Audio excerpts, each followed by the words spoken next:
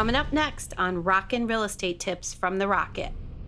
Hello, everybody. This is sensational Stacy Corrigan, the Rocket from Woonsocket, super proud badass broker and founder of Peace of Mind Property Management and Real Estate Inc.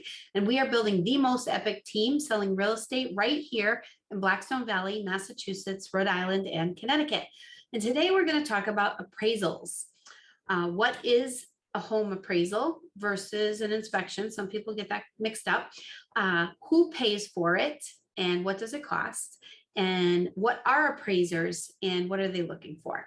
All right, so coming up next on Rockin Real Estate Tips from the Rocket. One thing is for certain, your home is likely the largest financial asset you'll own. And the big question is this: who can you turn to expertly guide you with the right strategies, next best steps, and the exact how-to? How to get started with the home buying process, how to get the best rate and terms for a loan, how to negotiate the best offer for the purchase of your largest financial asset and propel your equity so you can stay on course for you and your family's dreams. That is the question, and this video series will give you the answers. My name is Stacy Corrigan, and welcome to Rockin Real Estate Tips with the Rocket. Okay, what is an appraisal? So an appraisal is something that an appraiser evaluate. They evaluate your home to determine its market value, to make sure that you're not overpaying for the property. Now, in current market conditions, some people are seeing the appraisal value not come in at the offer price that they made. And so this is exactly the type of things that the appraisal is meant to protect from. However, because there's such low inventory, some people are still willing to pay that extra to make sure that they have the home that they're looking for. So the bank is definitely going to insist on appraisal, and they may not lend if the appraisal isn't high enough, but they do have rules about if the appraisal doesn't come in for the full price. So it just depends on how much cash you have to make up the difference. So anyhow, it is something very important to consider, that not always does the amount of your deposit cover the gap in terms of the loan requirements. Okay, it's getting a little complicated there. We'll cover all that on another topic.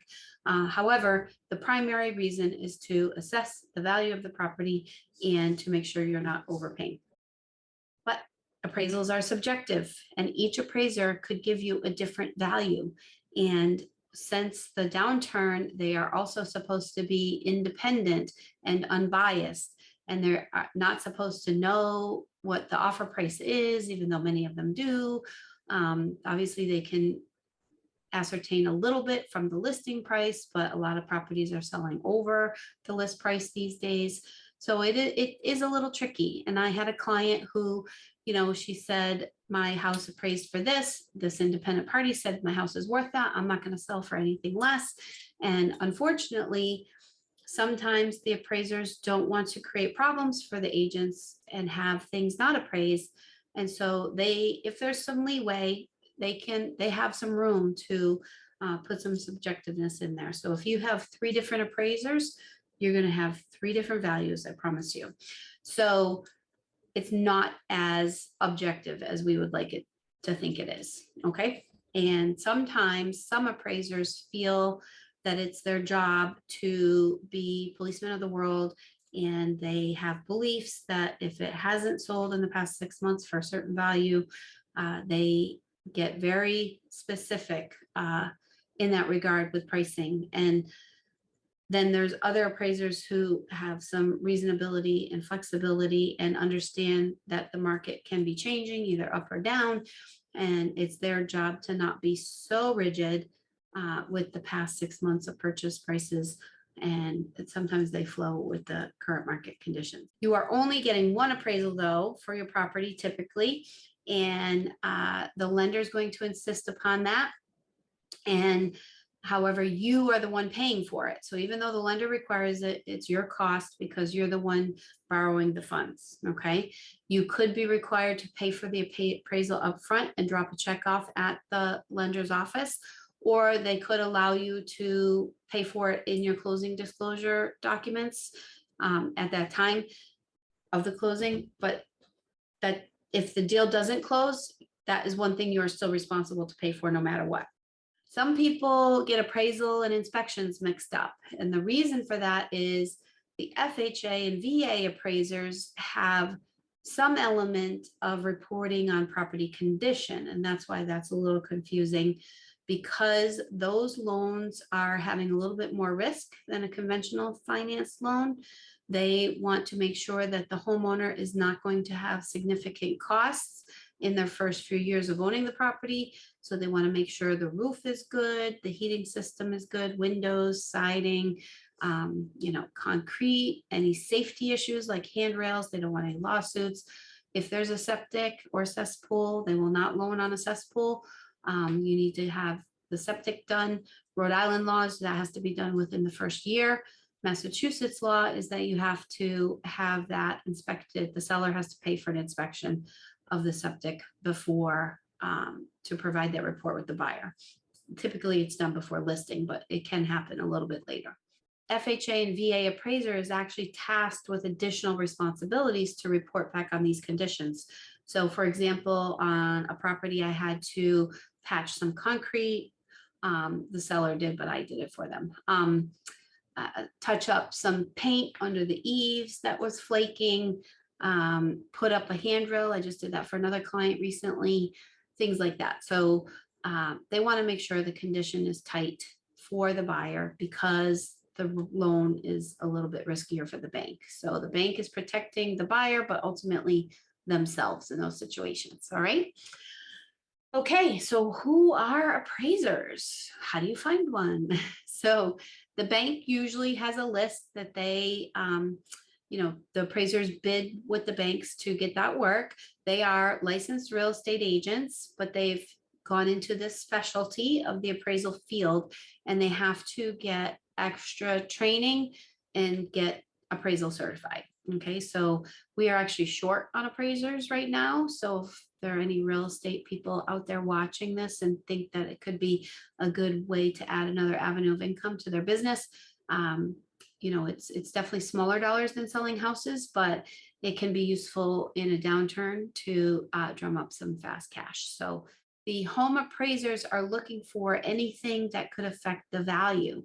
So usually number of bedrooms, bathrooms, rooms, garages,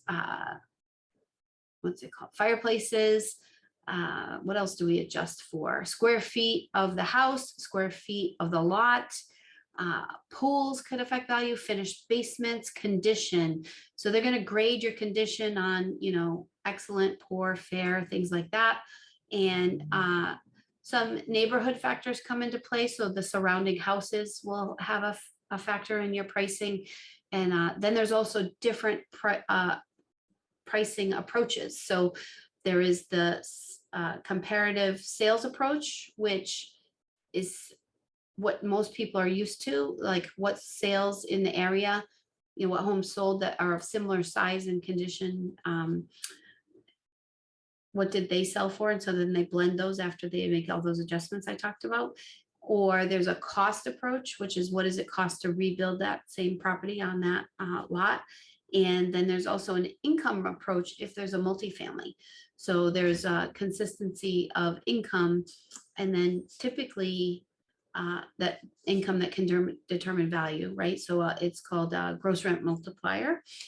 So they take the average of the rents in the area and then use the gross rent multiplier to impute the value. All right, so then they often will take a blend of those three methods to determine the final appraised price, market value. Now remember, that's just for that period of time. It can change in a day, in a week, what have you.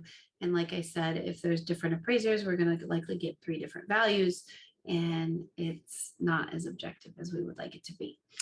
So hopefully that helped you understand appraisals, and stay tuned for next time when we talk about mortgages on Rockin Real Estate Tips from the Rocket. And remember to choose peace, give love, and find your home with peace of mind. Have a great day. Hey, it's Stacy, and I have a cool gift for you. I've taken some of my best tips and created an ultimate buyer's guide for you. It's pretty thorough, and it takes you from considering buying a house to closing on your new home. And I want to give it to you for free, just as a thank you for listening to the show. No fluff, no gimmicks, just pure actionable ideas for you to use instantly. You can grab it right now at pompmre.com/buying, BUYING. Should be right there on the screen to help you out. And do you know anyone who could benefit from this episode? If so, please share it with them. No pressure. We just want to help as many people as we can. Also, if you found something interesting in this episode, send me a quick message and let me know what was good, what was helpful, or hey, I'm going to do that. Just shoot me a quick message and let me know what resonated with you. That way I can continue helping you propel your equity to new heights for the benefit of you and your family. We appreciate you, and I hope you make it a great day.